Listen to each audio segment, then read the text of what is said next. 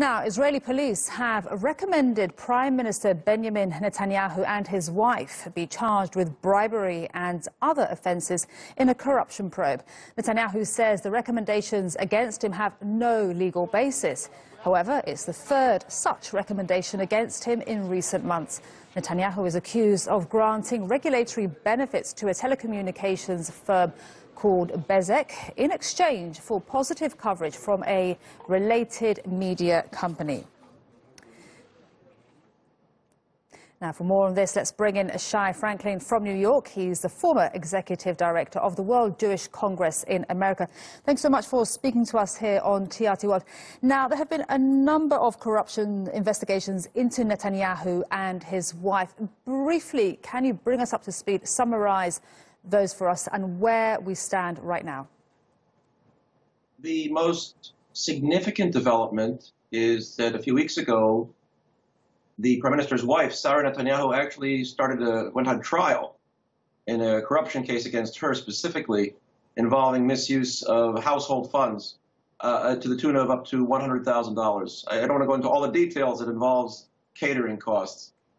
These other files, as they're called, against the Prime Minister have been, this is now, I think, the third one that has been recommended for an indictment against the Prime Minister himself, and it also includes Sarah Netanyahu. The fact that the recommendation for an indictment from the police came on the very last day of this police chief's tenure, as he was leaving office, it points to the highly politicized nature, the highly charged nature of these cases involving the Prime Minister, so that now the recommendation has gone to the Attorney General, who has 3 recommendations for indictments against Prime Minister Netanyahu with this one. He is considered to be above politics, but his job does depend on the pleasure of the Prime Minister. So if he recommends moving forward with an indictment, he could lose his job, and if he chooses to not move forward with an indictment, he will be accused of being political. Interesting dilemma there. So we have the Attorney General's decision that you've just mentioned, and also the police's recommendation. What happens if the police's recommendation is acted upon? The case can't move forward. An indictment can't actually move forward unless the Knesset lifts parliamentary immunity for the Prime Minister.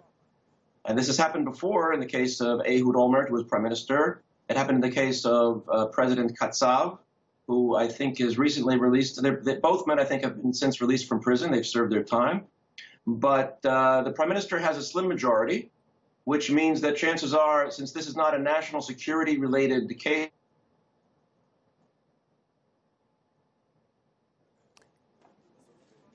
We seem to have lost our guest there. That was Shai for us from New York. He's the former executive director of the World Jewish Congress in America.